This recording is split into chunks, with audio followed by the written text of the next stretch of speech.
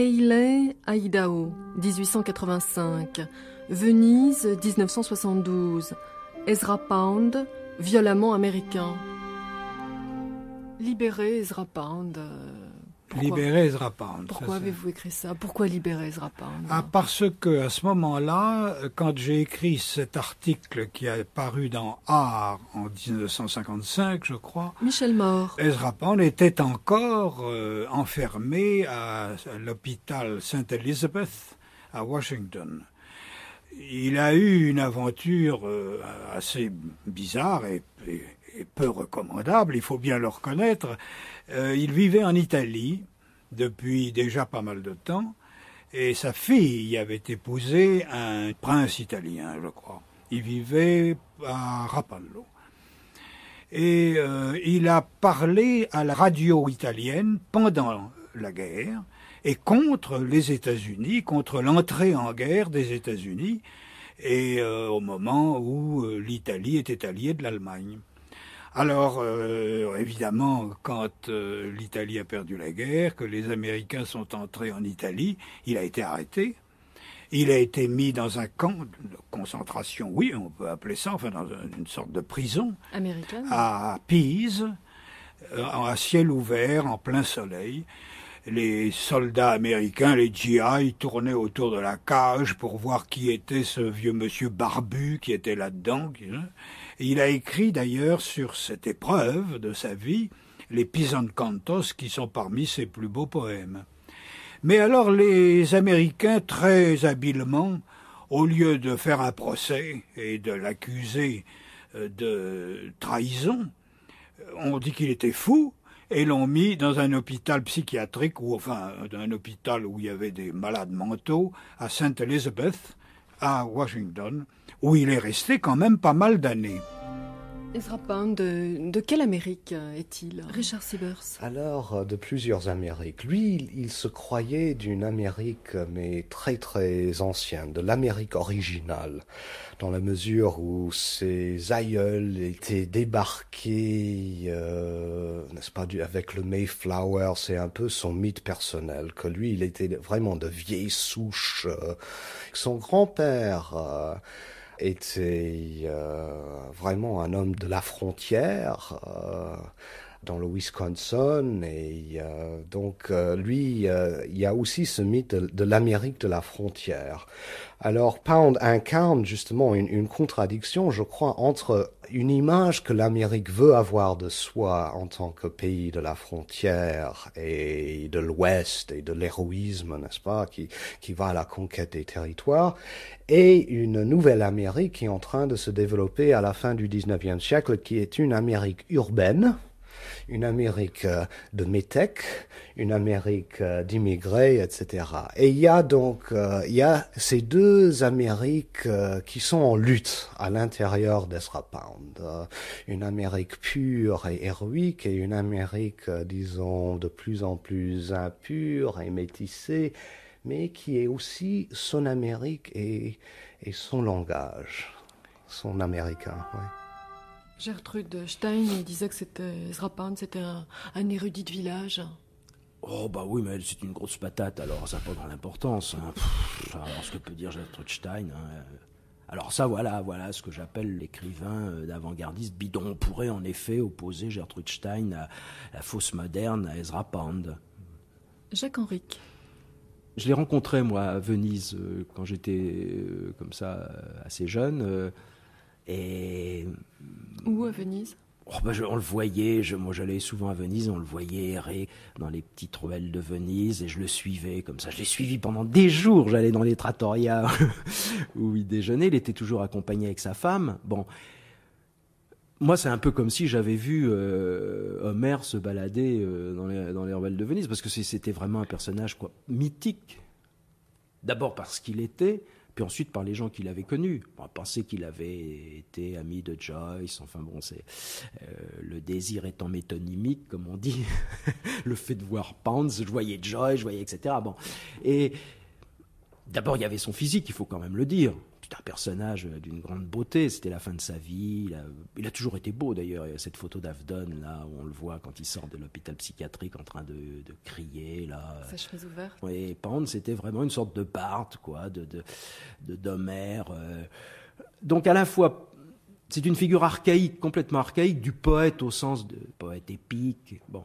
Et en même temps, et c'était très important pour des gens de ma génération, c'était quelqu'un d'extrêmement moderne, parce qu'il s'intéressait à tout l'art moderne, il s'intéressait à la peinture, à la sculpture, à la musique, enfin, tout ce qu'on va voir se reproduire après dans les différentes avant-gardes, c'est-à-dire une espèce d'intérêt quand même très curieux pour tous les modes d'expression. Et pour l'histoire aussi. Bon, c'est ça qui est formidable dans la poésie de Pound, c'est qu'il arrive à parler de tout, c'est-à-dire de toute la culture, de tout le réel, de l'économie, du climat, de la zoologie, et tout ça ramassé dans des textes qu'il faut bien dire assez obscurs. Hein. Je crois qu'on lit pas Pound, enfin moi pour ma part, je lis ça, qui n'est pas une lecture comme on lit un roman, c'est-à-dire qu'il y a 3 vers sur 10 que je ne comprends pas, il y a les citations en langue, même le grec et le latin, tout ça m'échappe, donc c'est une lecture très bizarre qu'on a de Pound, c'est une lecture flottante, un petit peu comme on se remémore un rêve. D'où lui vient cette érudition prodigieuse? Alors Pound, c'est l'histoire d'un universitaire raté, en quelque part. Il avait fait des études supérieures. Il a même été pendant un petit semestre un maître assistant à une petite université dans l'Amérique profonde. Et il a été mis à la porte pour des raisons qui restent obscures, mais qui tournent peut-être autour d'une liberté sexuelle mal comprise dans cette Amérique profonde puritaine. Donc, il a voulu préparer un doctorat sur les pièces de Lope de Vega. Il était romaniste, il faisait donc le provençal, l'espagnol, le portugais, l'italien. Vraiment la version du romaniste universitaire fin 19e siècle. Et il y a chez Pound donc ce côté pédagogue un peu donc loufoque qui pendant toute sa vie a donc eu une haine contre l'institution de l'université qu'il avait rejetée. Donc il n'a jamais eu son doctorat. Et il a continué de manière parfois parodique à jouer le professeur avec une érudition encyclopédique, parce que Pound c'est aussi un encyclopédiste. Donc à la fin, il a voulu fonder plus ou moins sa propre université à lui-même, où ses disciples venaient assister aux cours magistraux de l'oncle Hez. J'ai appris le latin, dit peut-être le plus petit. Dis donc, Snack, c'est quoi qu'il y a dans la Bible? C'est quoi les livres de la Bible? Dis voir un peu. Te fous pas de moi. Hobo Williams, leur reine à tous. Dis donc, Crawford, amène-toi un peu. Roma, profugens, Sabinorum, interas. Sigo au ciel, murmura l'oncle William, quand la brume, enfin, descendit sur Tigullio. Le premier canto, les cantos commencent par un acte de traduction, où justement c'est une traduction du 12e livre de l'Odyssée, célèbre Nekouia, où Ulysse doit descendre en enfer pour consulter les mânes et surtout pour consulter Tirésias, prophète hermaphrodite qui est là-bas. Et ça tourne autour d'un rite de sang où il faut revivifier les morts, ce qui est une métaphore de la traduction. Alors, ce qu'il fait dans ce premier canto, c'est donc à la base d'une traduction latine du texte grec, traduction latine faite à l'époque de la Renaissance, qui marque justement l'importation de la culture grecque en Italie. À la base de cette traduction par Andreas Divus, il va faire ce texte en anglais, mais qui sera traduit dans un anglais modelé sur l'anglo-saxon du grand poème le Seafarer, une épopée anglo-saxonne, donc médiévale, basée sur l'allitération. Donc on a plusieurs couches. On a le grec, on a le latin, on a l'anglo-saxon du 9e, 10e siècle, et on a début du 20e siècle. Tout ça superposé comme palimpseste. Et Pound a fait des enregistrements de ce texte, et lui, il le lisait curieusement avec un accent de barde irlandais. Avec, à la fin de chaque vers, il y avait la voix qui baissait pour marquer la fin du vers, comme dans le célèbre keening irlandais.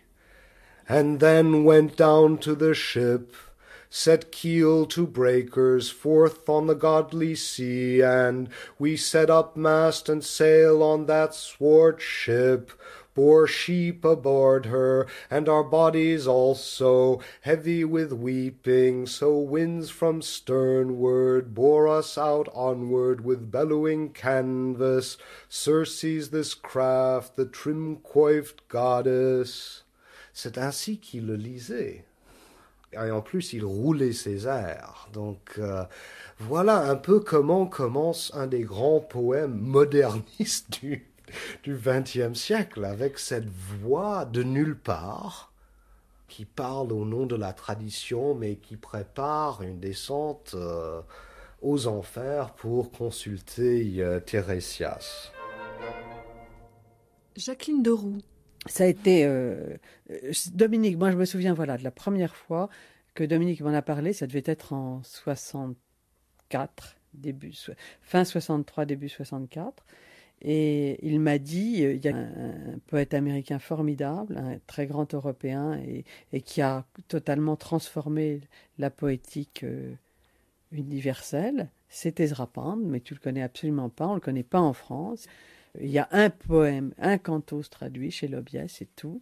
Alors que il a vécu en France, il a connu Cocteau, Hemingway, T.S. Eliot, il a assisté Joyce, etc.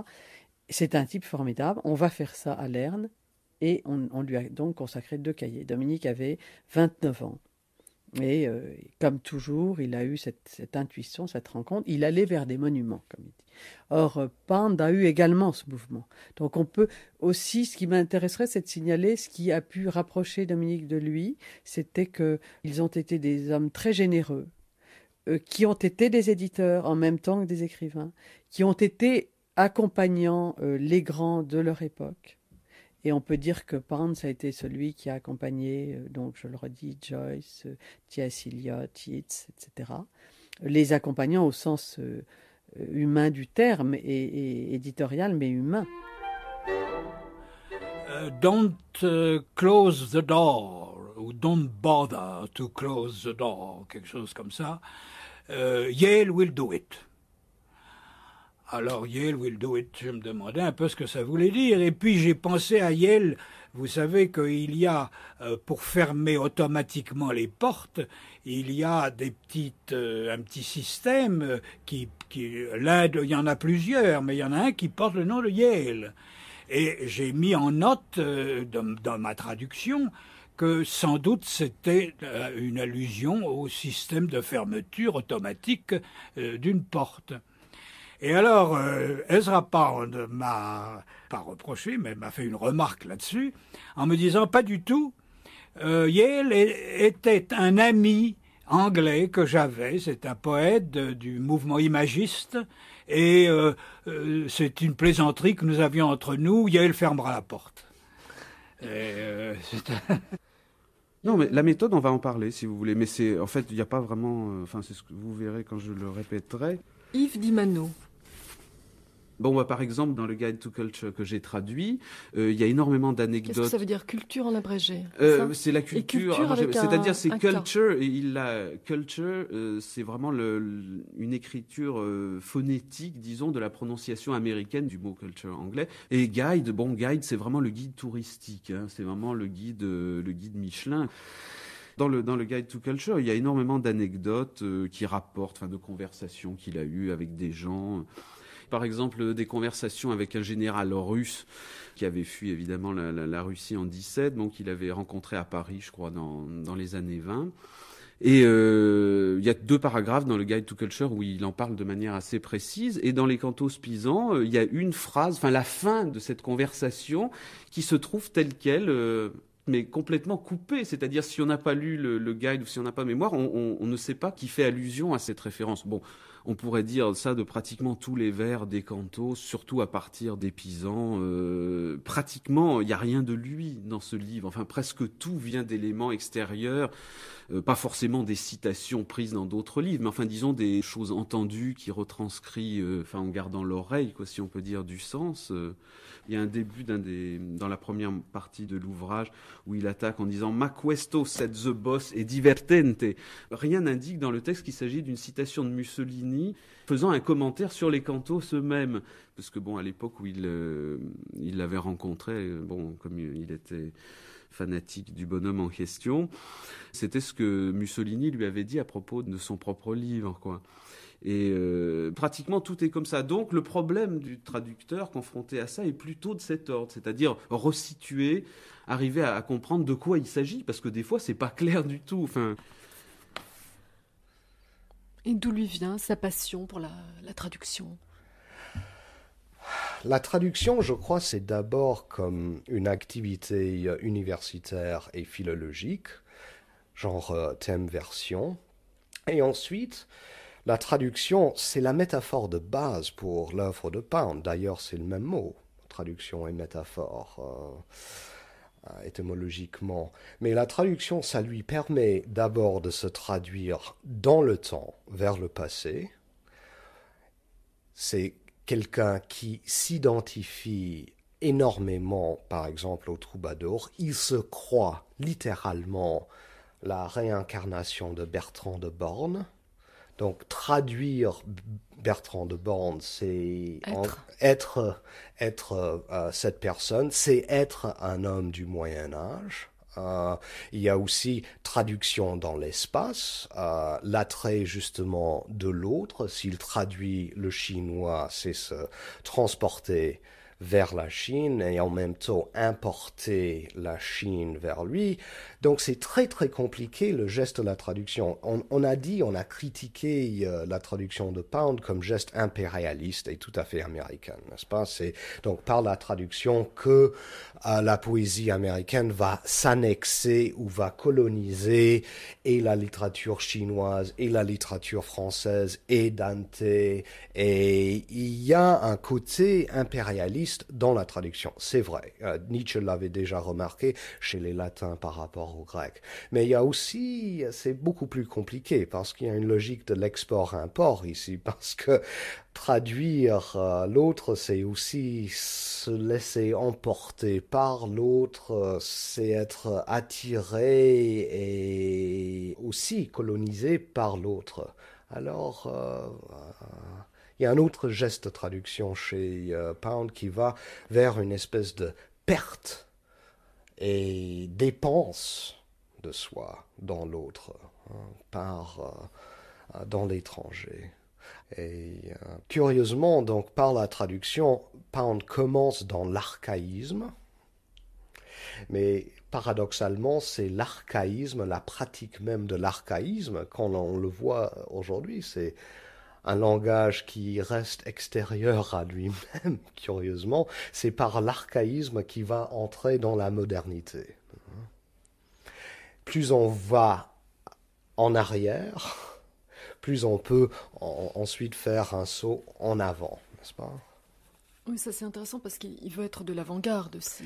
Il y a à la fois la tradition et le futurisme. Voilà. Ouais. Et c'est les deux choses en même temps, parce que c'est quelqu'un qui admire beaucoup la tradition, la transmission, parce que la traduction, c'est aussi la transmission de la tradition, et quelqu'un qui veut fonder une pratique d'avant-garde sur la tradition, ce qui est presque impensable en France, mais je crois dans la littérature anglo-saxonne est moins un non-sens qu'ici. Mais c'est ce qu'on voudrait trouver aujourd'hui. Je crois, je le vois chez des gens comme Roubaud ou Jacques Darras, justement ces grands sauts en arrière qui vont permettre des sauts en avant.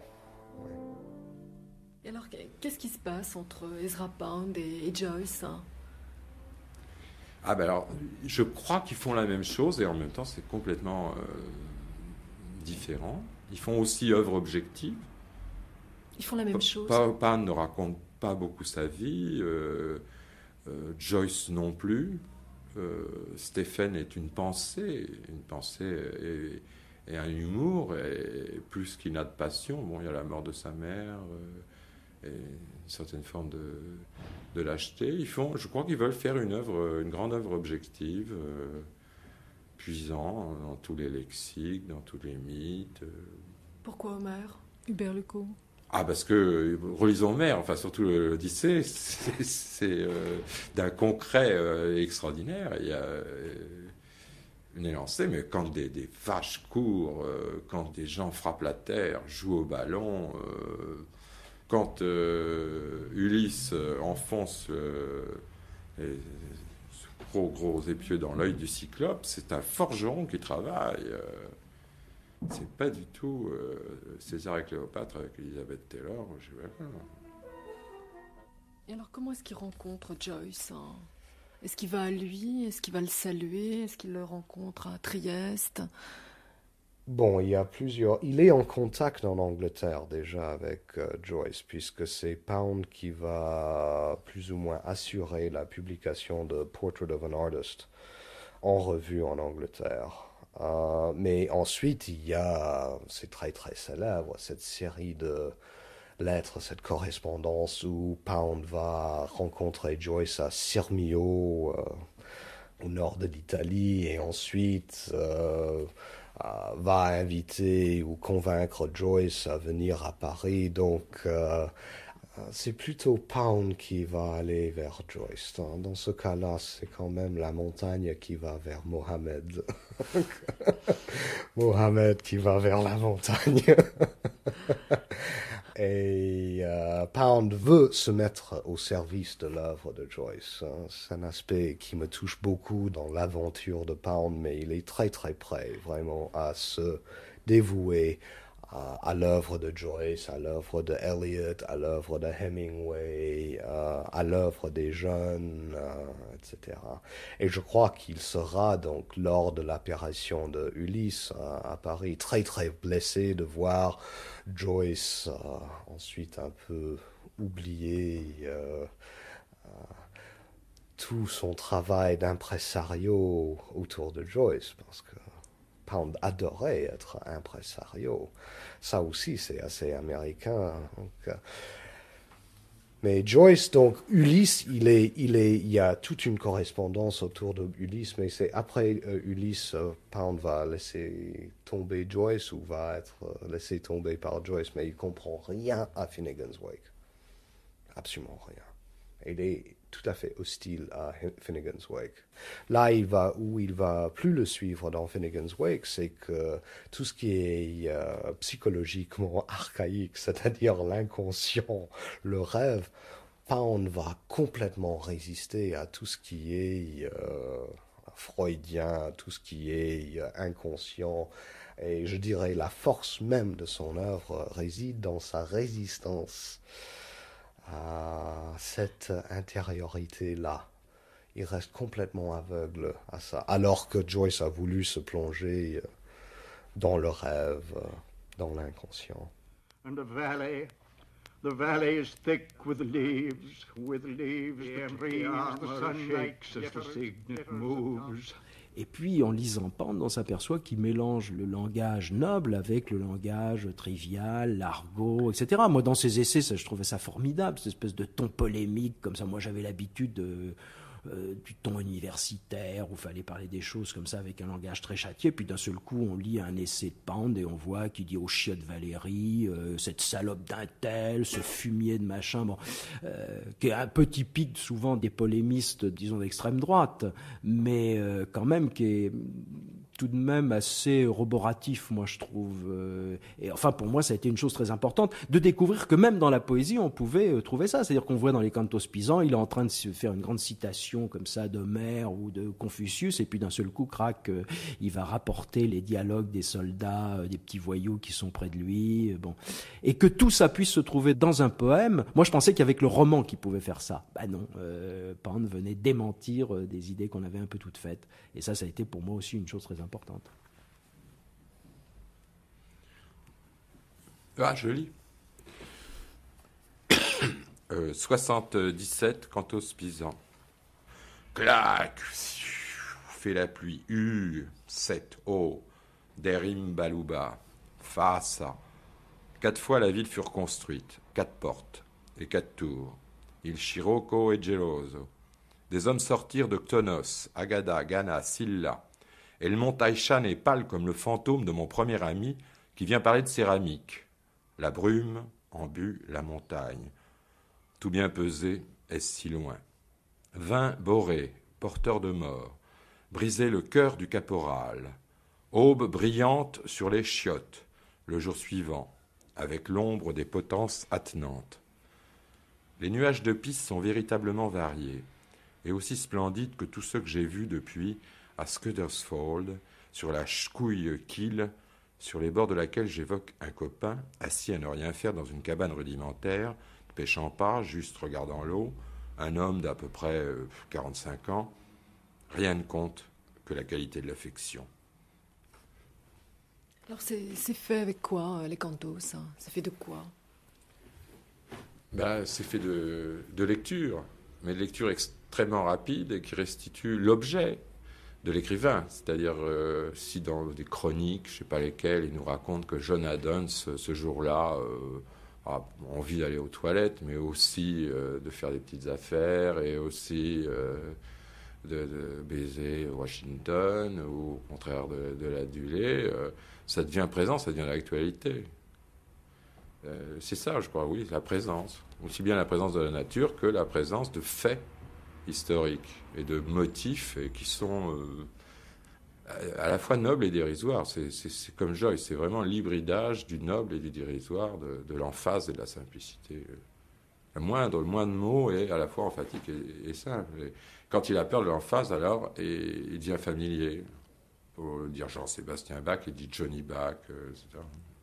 Et c'est construit comment, les cantos? Ah ben là, ça, je ne sais pas. C'est pas du collage.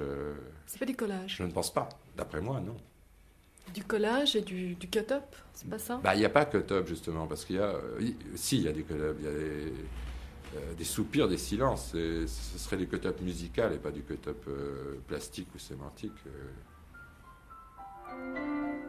Brusquement, il y a une cassure et il se rend compte qu'il faut tailler, qu'il faut faire quelque chose de beaucoup plus concret, dans le sens palpable. Il y a un plan émotionnel et un plan intellectuel, oui, c'est ça? C'est normalement l'idéal, c'est justement la rencontre de tout ça, ce qu'ils avaient appelé à l'époque tous le vortex, c'est-à-dire c'est un espèce de faisceau, comme tourbillon. Ça. Oui, tourbillon d'énergie où le sens, la forme, l'émotion se croisent et l'œuvre, et notamment l'œuvre poétique dans le cas de Pound, doit garder justement ce côté à la fois mise en forme, taillé comme ça et en explosion perpétuelle, si on peut dire. Et c'est très très sensible parce que chaque canto pratiquement a ce schéma, c'est pas systématique, mais dans 75% des cas, on se rend compte que ça va toujours vers une chute. C'est-à-dire chacun des fragments du poème est vraiment taillé pour tomber, et c'est pratiquement toujours implacable. C'est-à-dire il y a toujours ce côté justement concret. From the color, the nature, and by the nature, the sign. Beatific spirits welding together as in one ash tree in Yggdrasil, Baucis, Philemon. Castalia is the name of the fount in the hills fold, the sea below, narrow beach. Templum aedificans, not yet marble, Amphion. Builders had kept the proportion. Did Jacques de Molay know these proportions? And was Erigena ours? From under the rubble heap, Melevasti. From the dulled edge beyond pain, Melevasti. Out of Erebus the deep lying, from the wind under the earth, Melevasti. From the dulled air and dust, Melevasti. By the great flight, Melevasti. Isis, Kuanon, from the cusp of the moon, Melevasti. The viper stirs in the dust. The blue serpent glides from the rock pool, and they take lights now down to the water. The lamps float from the rowers, the sea's claw drawing them outward. Bon. Alors là, avec cette musique, tout d'un coup, il y a cette espèce de immense signature rythmique qui se déclare avec cette Melevasti, Melevasti, Melevasti, où on voit quelque chose de très très archaïque à base de cette répétition, une incantation. On passe d'un traitement, on peut le dire, d'un traitement tout à fait cubiste du texte, à base de citations et de langage qui sont des cut-up, et tout d'un coup on retombe dans l'incantation extatique ici, parce qu'il parle justement d'une action de se relever, de la transcendance, etc.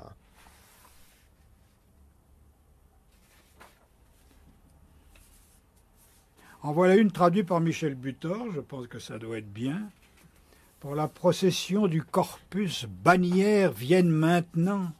Viens, chant de flûte, vers la forêt neuve, épaisse fumée, pourpre, s'élevant, vive flamme maintenant sur l'autel, la cheminée de cristal de l'air sortant de l'Érèbe, les délivrés, Tiro, Alcmène, libres maintenant, s'élevant, et i cavalieri, s'élevant, n'étant plus ombre des lumières parmi eux embrasées, et l'ombre sombre du courage, ployée encore de par les torts d'Égiste. Les arbres meurent et rêvent, demeurent, non l'amour, mais c'est que l'amour en découle ex animo, et ne peut, ergo, se plaire en soi-même, mais seulement en cet amour qui en découle, ubi amor, ibi oculus est. Vous voyez, c'est une poésie très, très savante et très, très riche.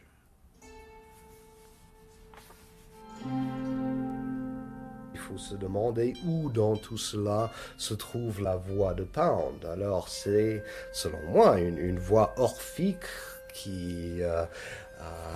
il y a quand même une disparition élocutoire du poète qui laisse l'initiative aux mots, pour citer Mallarmé. Alors pourquoi est-ce que Pound ne reste pas en américain?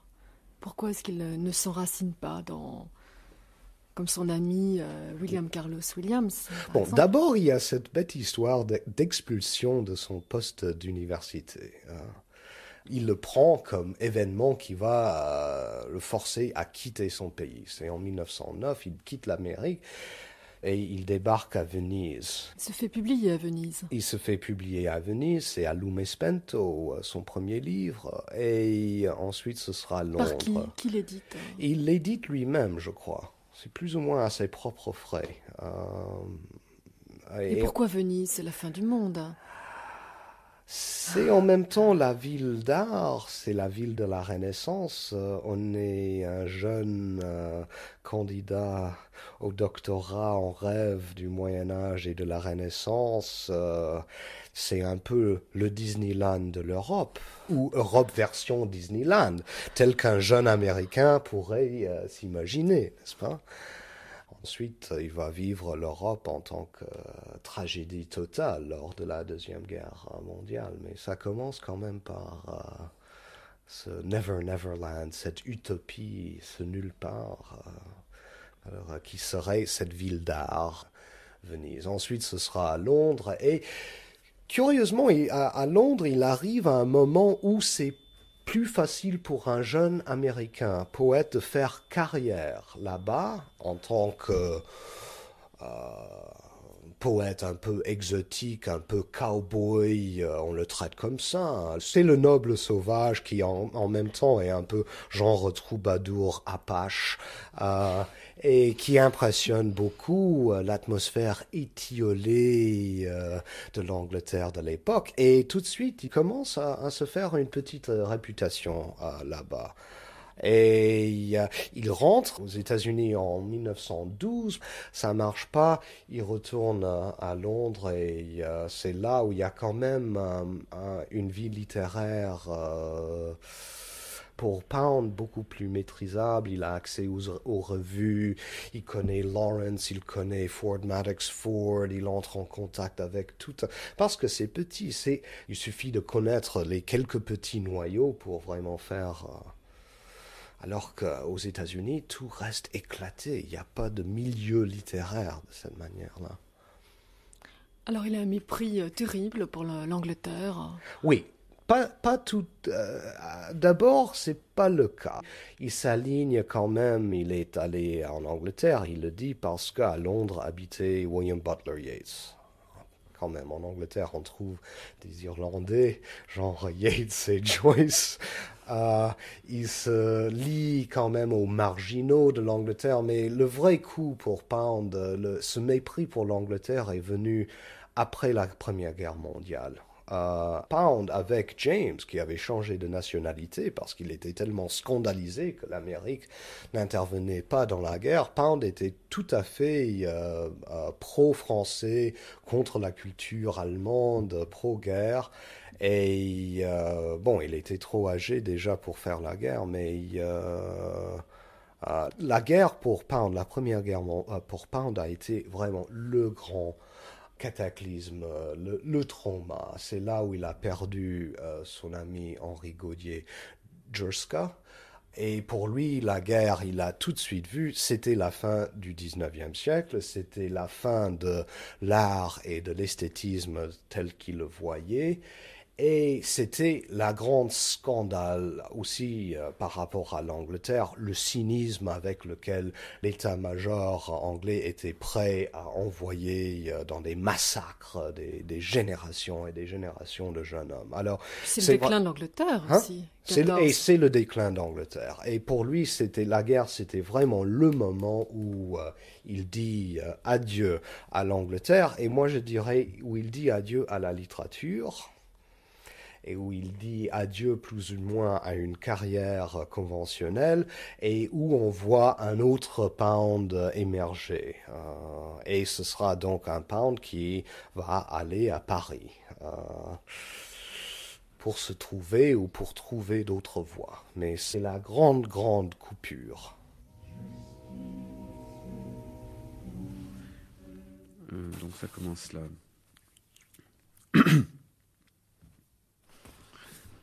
Maintenant, sachez, à l'approche de l'été, quand le soleil est dans Pluton, le maître et le seigneur du feu, à ce mois correspondent les oiseaux.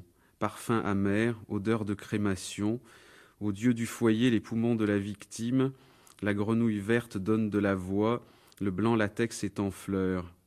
Char rouge aux joyaux incarnats pour saluer l'été. En ce mois, point de destruction, en ce temps, nul arbre ne doit être coupé. L'impératrice offre les cocons au fils du ciel, puis le soleil entre dans les Gémeaux. La Vierge est à mi-ciel au crépuscule, l'indigo ne doit être coupé, ni le bois être brûlé pour la fabrication du charbon. Les portes sont ouvertes, pas d'impôt sur les étalages. À cette époque, les juments vont au champ, retenez les étalons, affichez les consignes de reproduction, mois des jours les plus longs. Vie et mort ont la même valeur, lumière et obscurité luttent, le sage reste chez lui.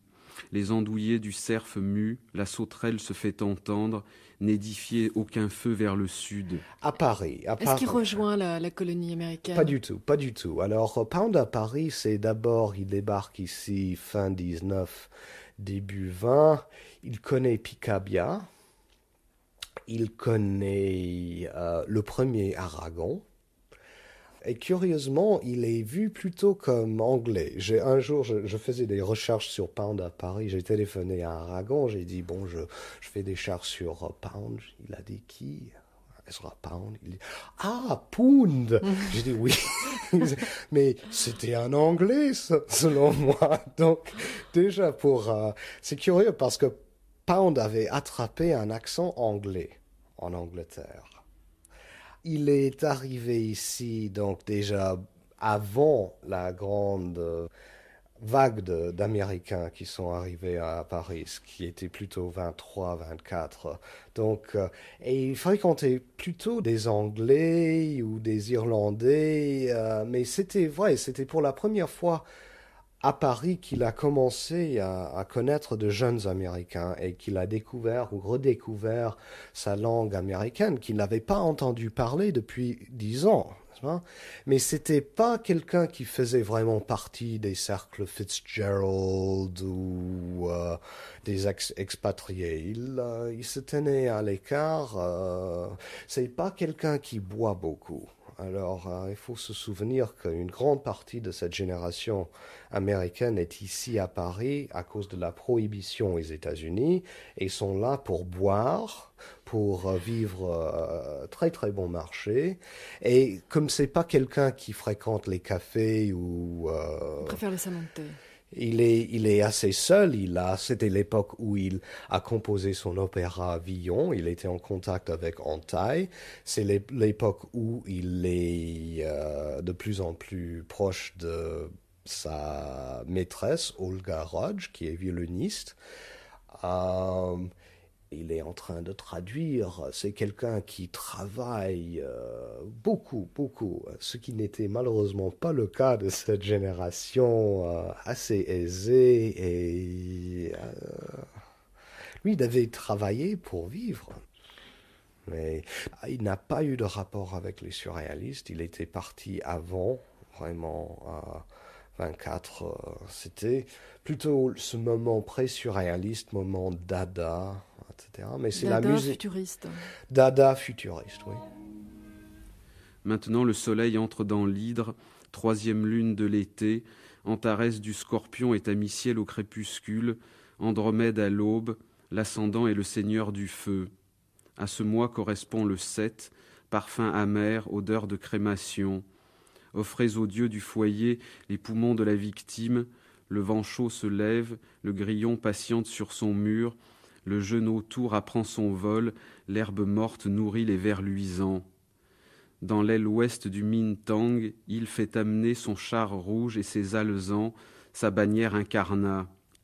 Le gardien des poissons chasse l'alligator, capture des grands lézards et des tortues pour la divination, thérapène. Inspecteur des teintures, inspecteur des couleurs et des brocards, veillez à l'ordre des blancs, des noirs, des verts, bannissez toute fausse couleur, que blancs, noirs et verts soient de qualité. Il lance aussi une demi-douzaine de mouvements. Oui, en Angleterre, c'était surtout en 1913 le mouvement imagiste, inspiré un peu par les mouvements d'avant-garde de Paris, d'avant-guerre.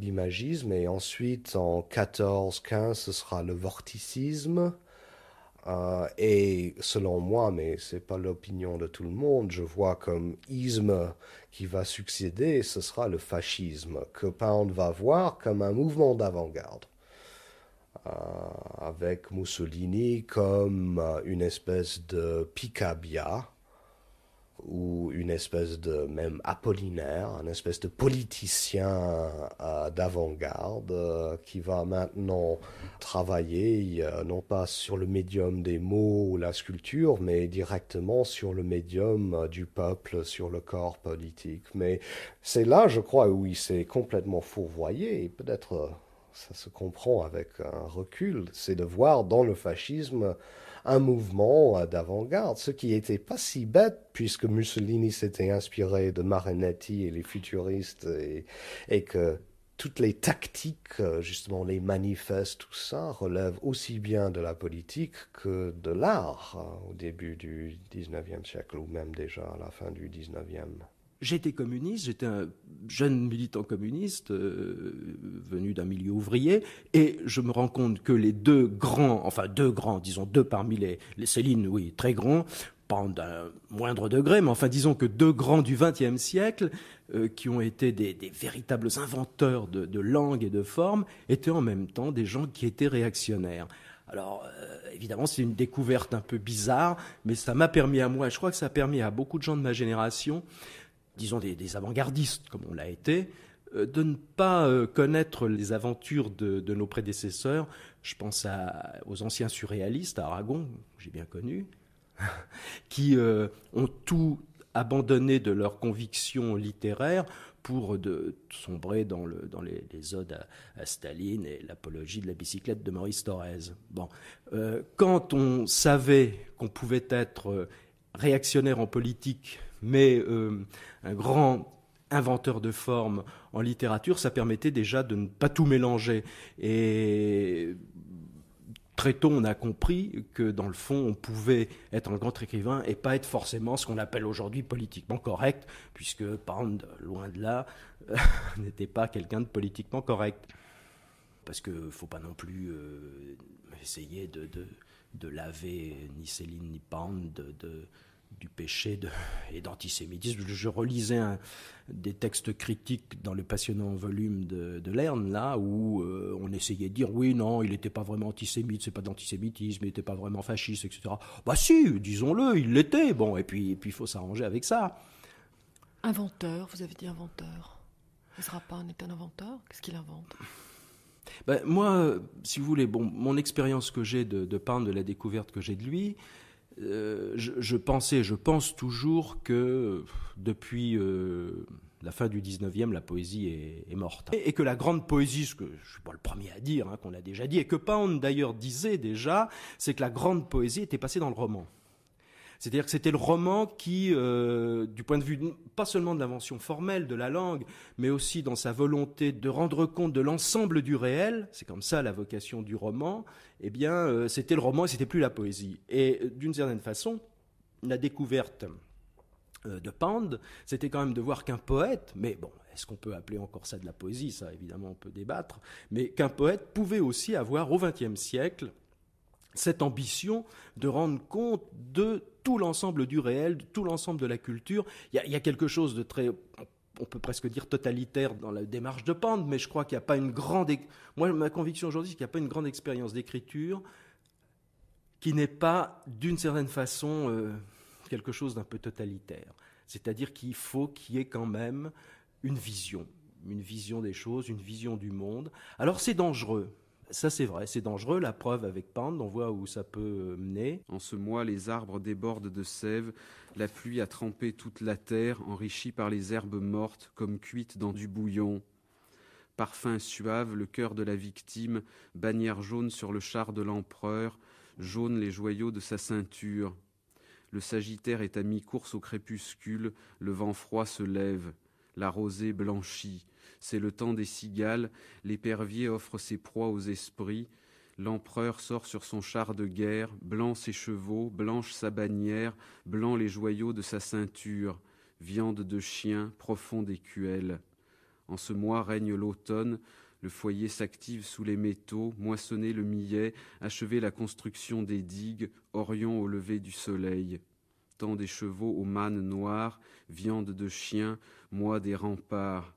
Le tribut se paye en fèves, pour septembre la fin des orages, ceux qui hibernent se cloîtrent.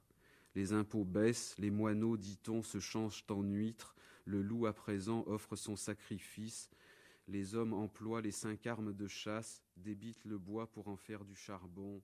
Et la Chine, alors? La Chine est intervenue comme contre-exemple, enfin comme quelque chose de tout à fait étranger, extérieur, même s'il y a eu des rapports, mais qui apporte justement quelque chose de tout à fait nouveau.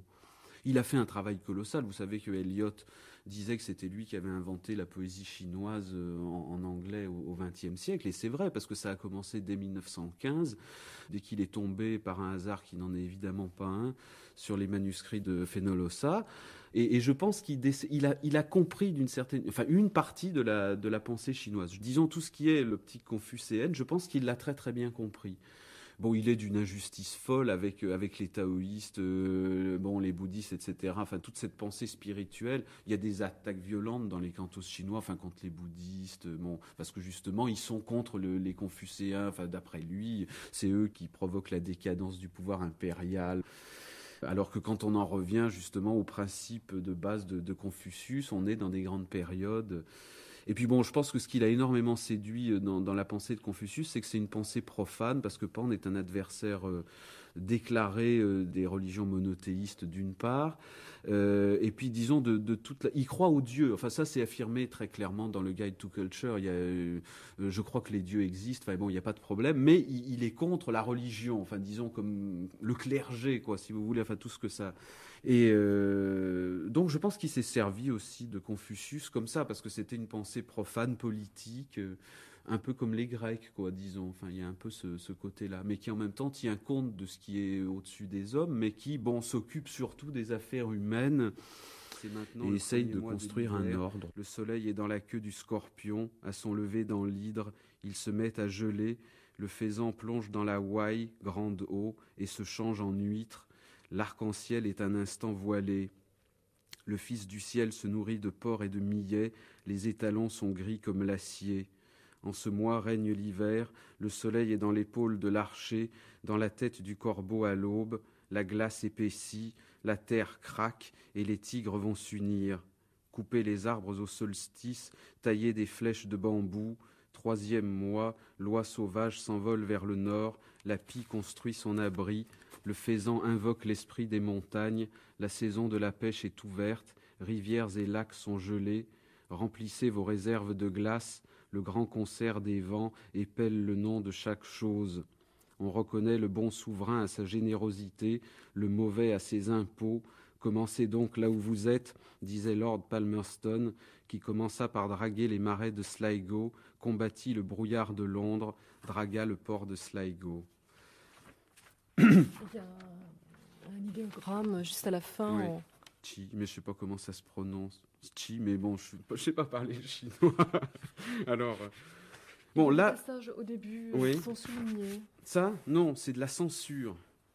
C'est des passages qui ont été censurés dès la première édition à la demande de l'éditeur de Pound, parce que c'était des noms de banquiers juifs qu'il attaquait de manière très injurieuse. Alors voilà, l'éditeur, pour éviter des procès, a demandé la suppression. Pound a dit d'accord, mais qu'on laisse des lignes blanches pour montrer qu'il y a eu censure. Si vous voulez, il a commencé... Bon, il rattache au début, il rattache son texte à ce qui a précédé. Et je vous ai d'ores et déjà parlé de l'état des choses à Sienne sous le règne du duc Léopold, etc. Et puis il arrive sur le présent, parce que c'est des cantos qui ont été écrits juste au début de la guerre, enfin au moment où la guerre commençait, où se profilait. Donc il y a une série d'attaques contre les marchands de Tianon, quoi, disons. L'usura, ou Ezra, qui sait, l'usure, c'est quand même ce mal qu'il s'agit de dénoncer avec une ire prophétique. Et c'est l'ire du poète maintenant qui va s'exprimer aussi avec des rythmes aussi archaïques, mais en même temps qui restent de notre siècle. With usura hath no man a house of good stone, each block cut smooth and well-fitting. With usura the line grows thick. With usura is no clear demarcation, and no man can find site for his dwelling. Avec l'usure, le trait s'empâte. Avec l'usure, les contours s'estompent. Donc l'usure, c'est aussi quelque chose pour Pound qui use et qui dévore le trait même de l'écriture, le trait de la mélodie, le trait de l'idéogramme en encre de Chine. Le trait et le contour, c'est les deux éléments de base de l'esthétique de Pound.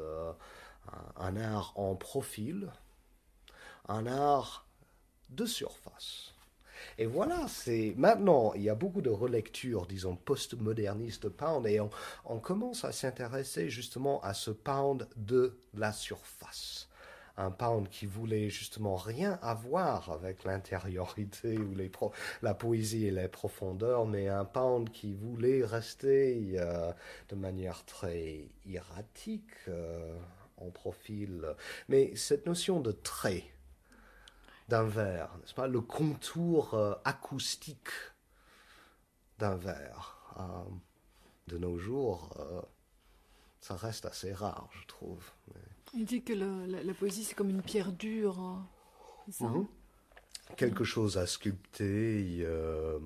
Cette notion de la résistance, qu'il faut que le langage soit résistant. C'est pour ça que Pound a tellement adoré Flaubert, surtout, parce qu'avec Flaubert, il a trouvé un écrivain qui avait vraiment senti le langage comme élément extérieur et résistant. Et chaque fois que Pound perd cette résistance du langage, c'est-à-dire chaque fois qu'il se lance dans la logorrhée, il est complètement foutu. Et c'est l'histoire de ses discours à la radio, etc.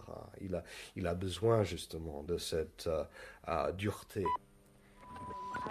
L'acceptation, molle, abjecte, à moitié idiote, au sens d'à moitié consciente ou parfaitement consciente, des suppressions, l'idée que le livre est muet, qu'une compagnie de radio est contrôlée par un immonde sous-parvenu, toute une génération de messieurs acceptant cette sorte de suppression, tout en écoutant le blablabla sur la démocratie, la liberté, fatuité.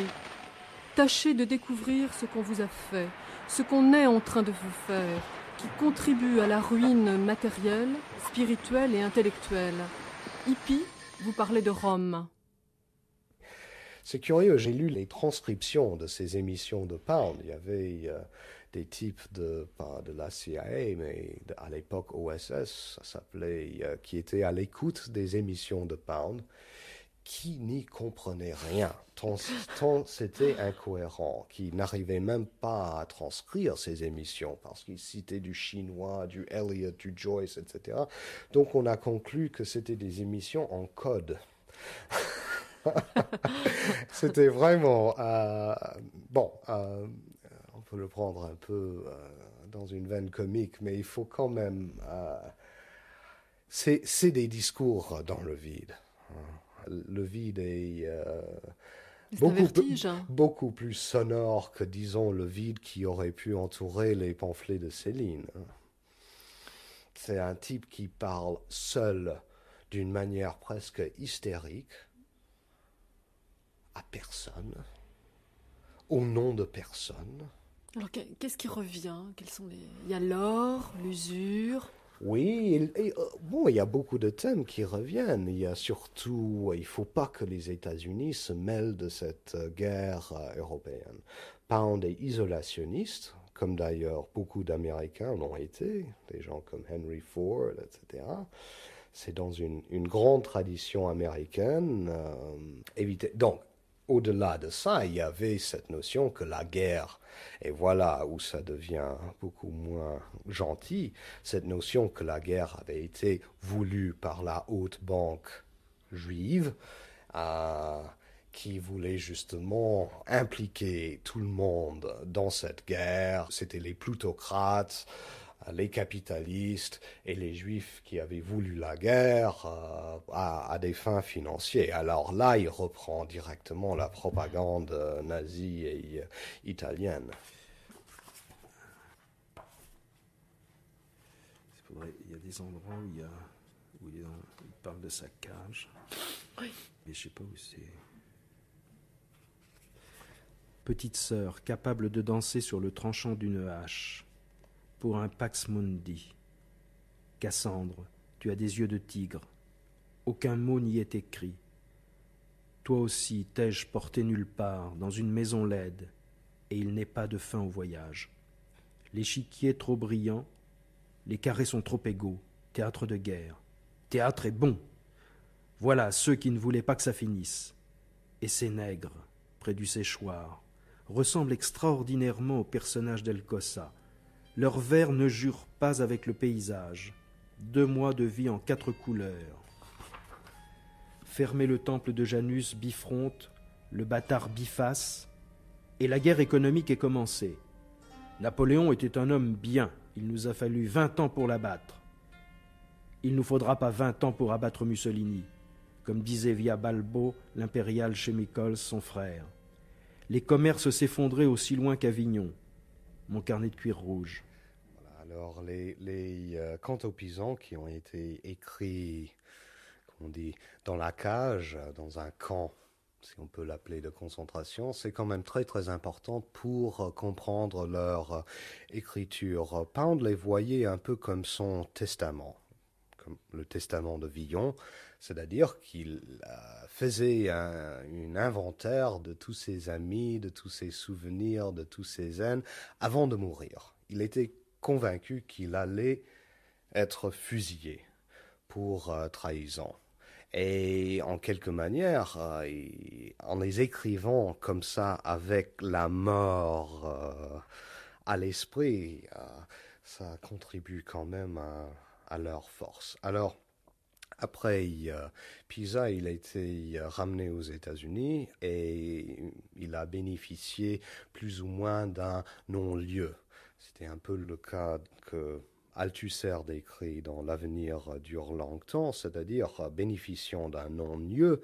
En même temps, il devient absolument personne devant la loi. Il est ni innocent ni coupable.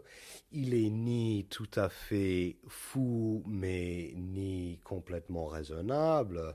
Il est à juger trop fou ou trop malade pour comprendre la nature des accusations contre lui, et donc va être interné comme malade chronique jusqu'au moment qu'il ait recouvert sa raison. Donc, une situation complètement incohérente qui, quand même, l'a sauvé un peu de la loi, parce qu'il était quand même inculpé de haute trahison. Alors, à St. Elizabeth's, hôpital psychiatrique de Washington, c'est à la fois l'espace carcéral où il va élaborer la suite des cantos Rock Drill and Thrones, et où il va traduire la poésie chinoise et Sophocle. C'est un espace qui est terrible parce que voilà un des plus grands poètes du XXe siècle qui vit dans des conditions assez sordides, entouré de fous, dans un hôpital d'État. C'est pas un hôpital privé, donc. Et en même temps, ce sera en quelque manière un espace utopique pour l'élaboration de son écriture. Il n'a plus de soucis, il reçoit ses disciples sur la pelouse, il peut travailler autant qu'il veut, il est protégé du monde et de lui-même, donc c'est quand même assez paradoxal. Mais c'est un espace qui aussi consacre légalement un certain anonymat, puisque légalement il est personne. Il signe ses lettres anonymous ou anon, ou bien personne. C'est un peu le Pound qui devient no man. C'est quand même la réplique de Ulysse dans le caveau du Cyclops. Outis, qui es-tu? Je suis personne. Et je crois que paradoxalement, en devenant personne, Pound redécouvre la possibilité quand même d'un site de parole à la fois orphique, utopique, et un site qui va préparer cette peut-être poésie qui est encore plus grande, pour moi au moins, qui est le silence de la fin.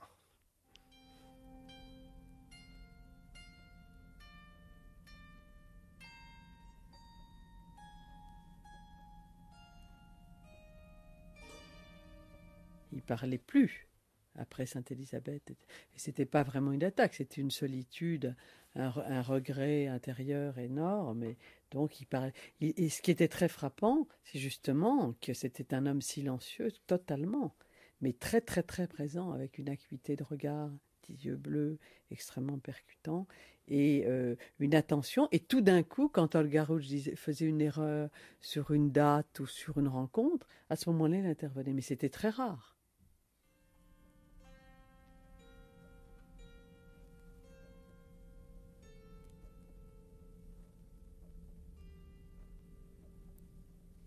C'est la fin de quelque chose, Quoi, un autre monde.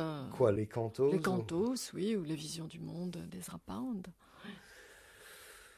Bon, quelque part, il avait besoin de Mussolini, et presque il avait besoin de la Deuxième Guerre mondiale pour ce poème, n'est-ce pas, qui était en panne. Et il a eu son apocalypse. Et ensuite, un paradiso après, mais il savait pas où il allait. Et il a voulu justement créer une espèce de poésie qui s'écrivait au jour le jour, qui était plus le petit objet parfait. En tout cas, c'est une espèce de mémoire artificielle. Nous voilà au XXe siècle. Il n'y a plus de mémoire. Il y a quand même quelques textes qui essayent de reproduire ce que c'est que de se ressouvenir. À la recherche, Finnegan's Wake, les cantos. Alors ça, c'était en 64. Donc on est allé à Venise avec Jean Edernalier, Dominique et moi. Et là, on l'a rencontré dans sa petite maison. C'était une toute petite maison à étage. Et là, au premier étage, il avait toute une installation exceptionnelle à l'époque pour justement enregistrer ses cantos. Et il passait des heures et des heures. Ça a été vraiment, je crois, la dernière chose qu'il ait faite